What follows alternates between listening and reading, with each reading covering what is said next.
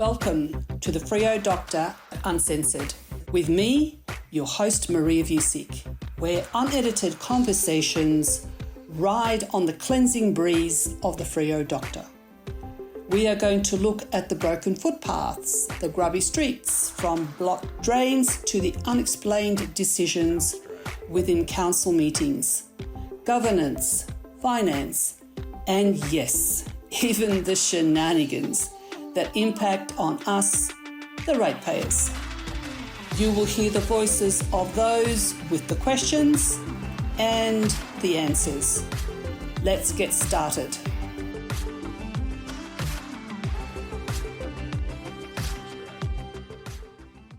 Welcome back, John Dowson, President of the Fremantle Society.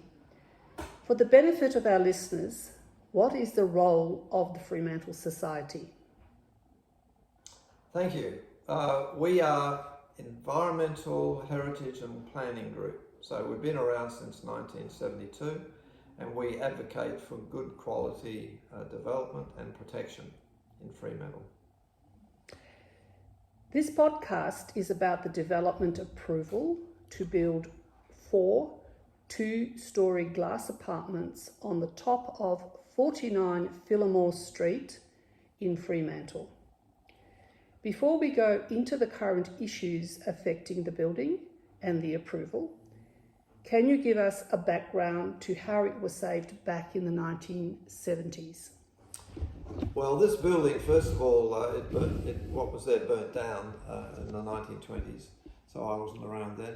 1927, it was rebuilt as an office and building and warehouse going up Pakenham Street.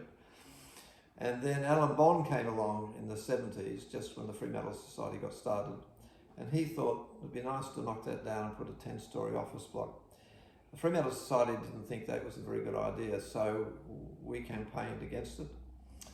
And the president at the time, Les Lauder, remembers coming home one night and finding the head of a chook sitting on his doorstep, which seemed to be a bit of a warning to be careful with whom he was dealing. In the end, the proposal went away and the building was saved and is still there. And it's now like an entry point into the Heritage West End, a lovely building on the corner, Phillimore Street and Pakenham. It's known to a lot of people as the Genesis building. So here we are again, having to fight to try and save it again. Like any controversial development project, did the council do consultation with the community? Because after all, the community consultation is extremely important. It was the community that was responsible for the genesis of Fremantle Society back in 1972. Did they engage and do a good job, in your view, in consulting the community? I don't think so. This seems to have been sort of rushed through in order to get it ready for JDAP. It was done, of course, over Christmas time.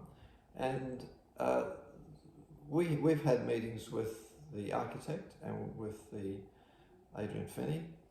And we have been asking them to let us know ahead of time projects that are going to be considered. We had no knowledge of this project. And we've also asked council to let groups like the Fremantle Society have a bit of a heads up, because otherwise the developers go away and they spend a year or two and a lot of money. I mean, there's hundreds of pages of documents in this development approval. There's a lot of work's gone into it, and it's been worked on for well over a year.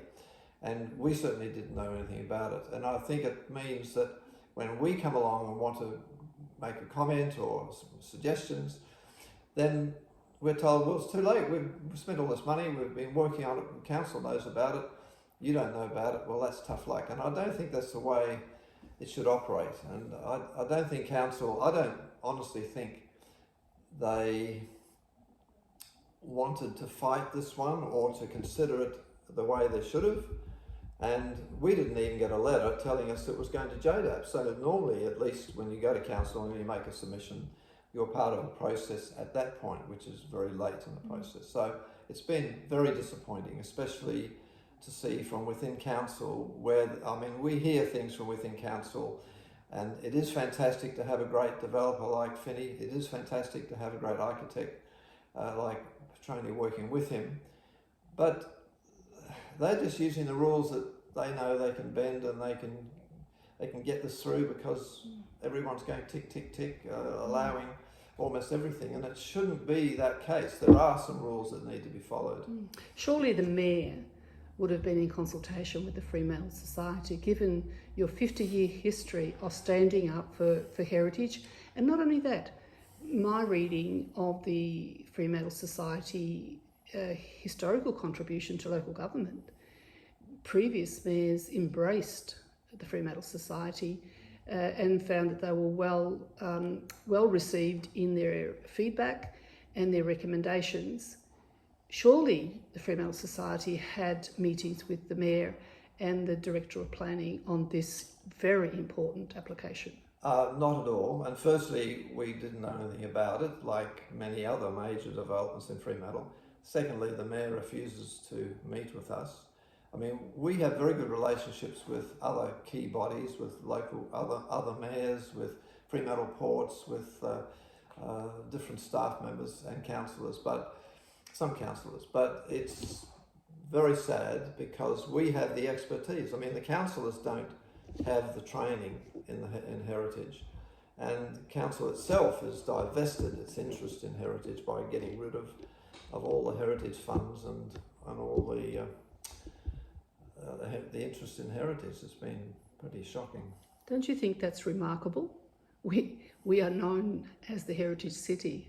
This is the key reason why we attract tourism. I find this extraordinary. Why do you think that this Mayor does not want to interact with you? Because previous mayors have.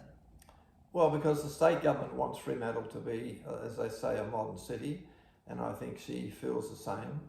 And I think she's just parroting what the state government wants, and that is, let's spend money, let's get in there and change things.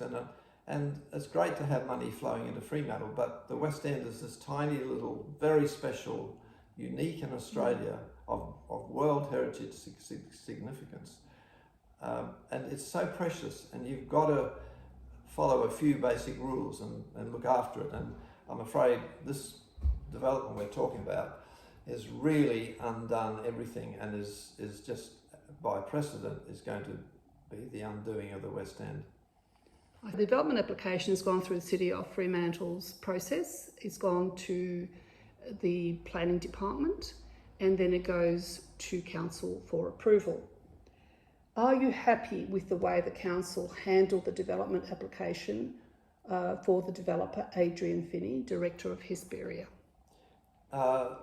Absolutely not. And I think the problem is no doubt that JDAP has the final say, and JDAP has total power.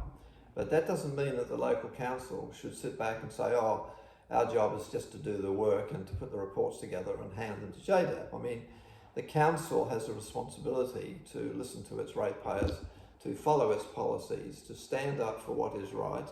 And then the good thing is that the council has had a go at it, that the council has had a chance to also look at it and give opinion. But at the end of the day, we know what happened, that by a vote of 5-4, it got passed and went to JDAP. Can I just pick that up, John? So the council decision last month was 5 councillors for, yes, and 4 councillors against. I actually have got some feedback from each councillor who was for this particular application. I'd just like to get your view on, this is what the Mayor said. This is an incredible opportunity. We are getting a quality outcome. What do you say to that? She's treating it as though it's a purely economic issue of somebody coming and spending a lot of money, which they are. And you're not allowed to take into account economic benefit. That's not allowed under planning law. You have to consider the application on the merit based on planning rules. And the thing is that she doesn't seem to show any interest or knowledge or understanding of heritage at all.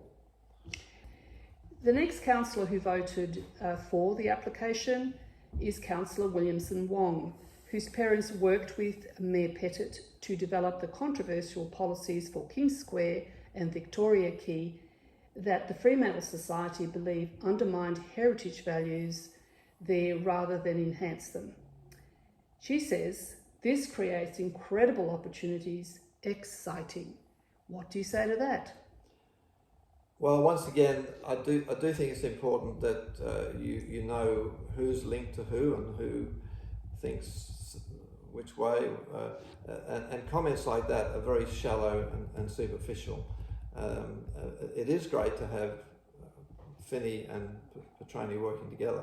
We've been waiting for years to get high quality people in town because we've had so much substandard, mediocre, big boxes that don't work.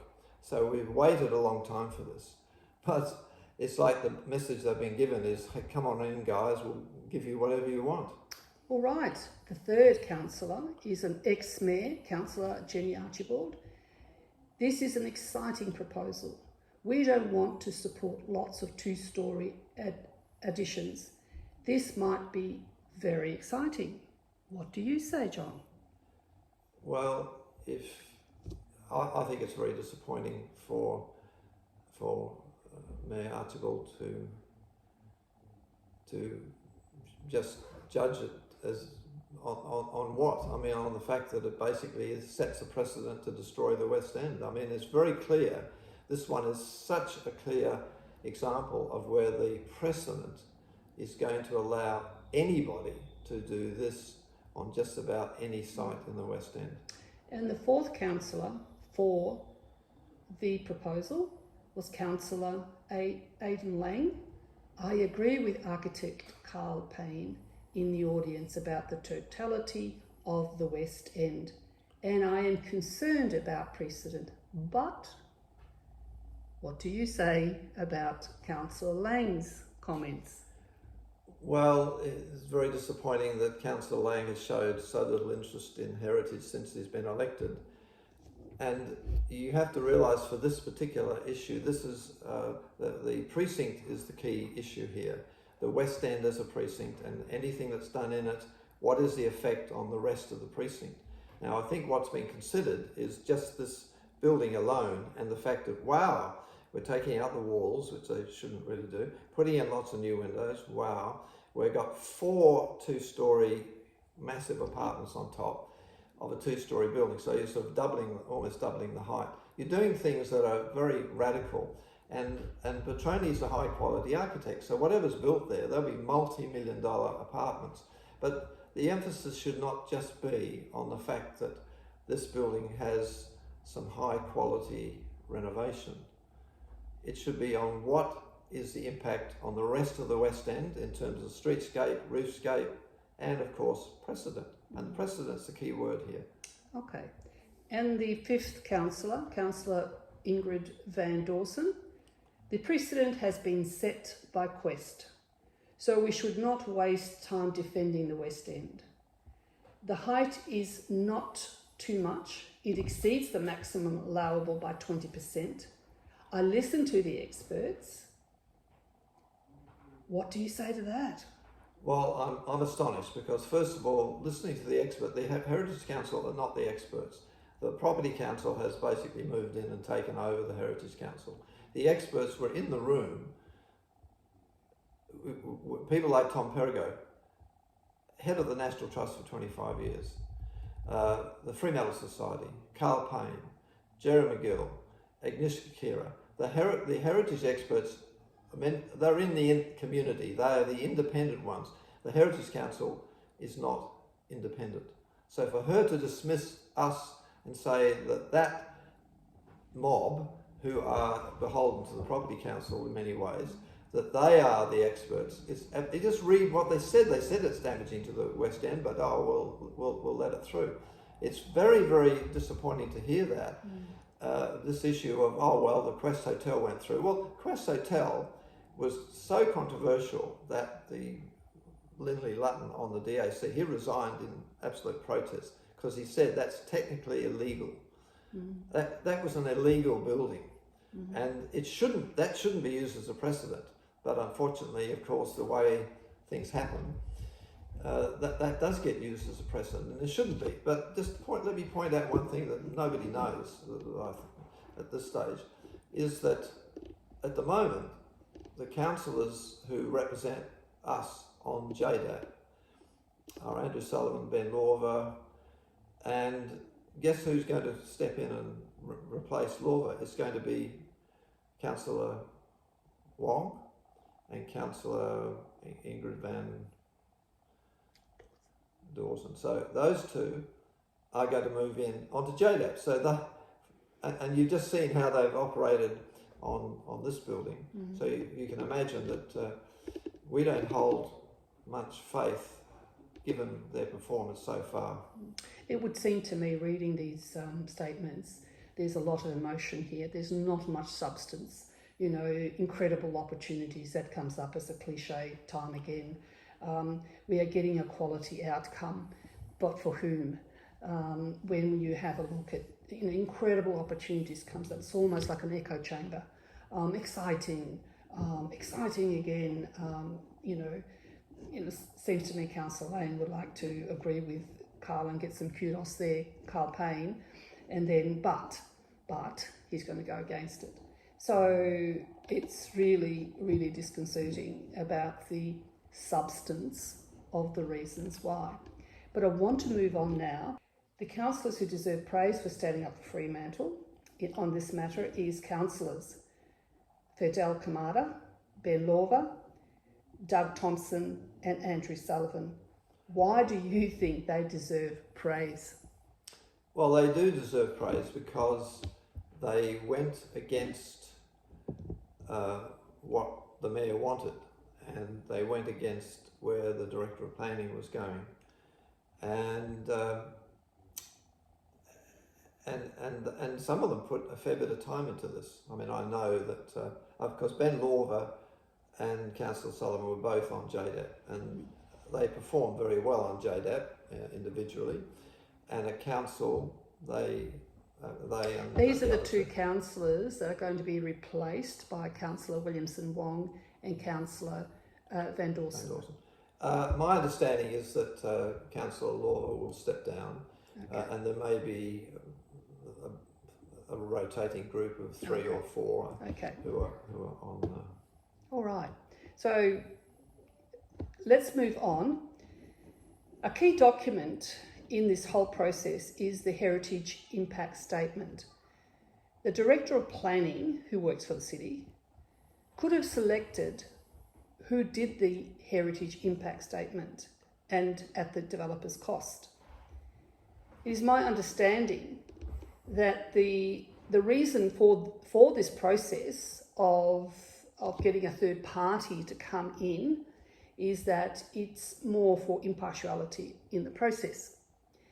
In this application, the Director of Planning allowed the developer, Hesperia, to choose their own consultant to produce the Heritage Impact Statement. Why do you think this is a problem? I think it's a huge problem, and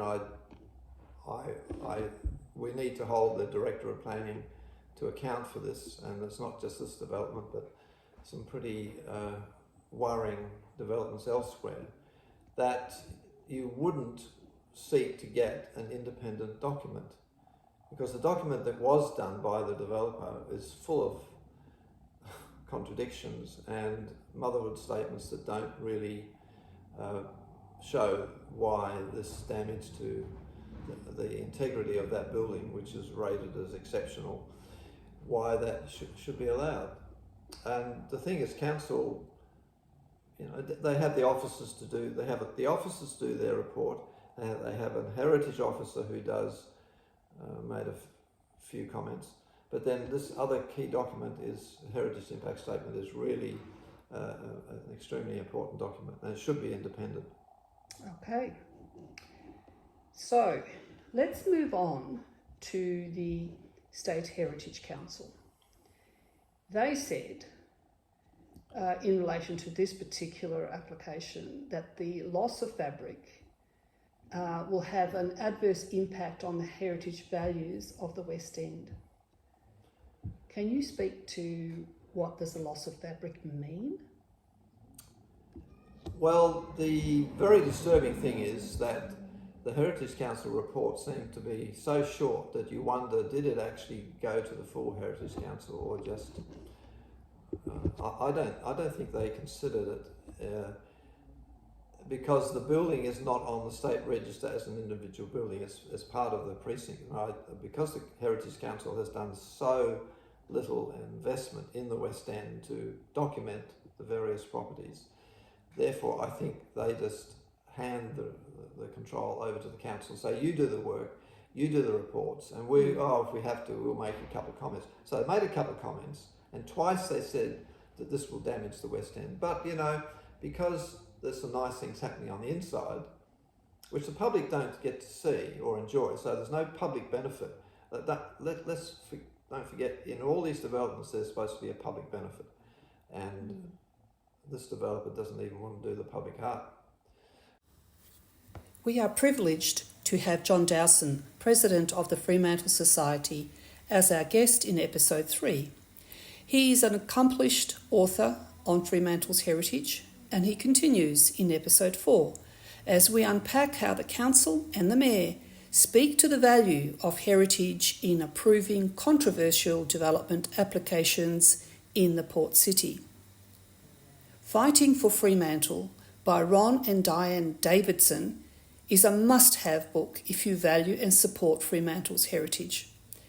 To get a copy, send an email to john.dowson@gmail.com or give him a call on 0409 223 622. Thank you for tuning into Freo Doctor Uncensored. Catch you in the next episode.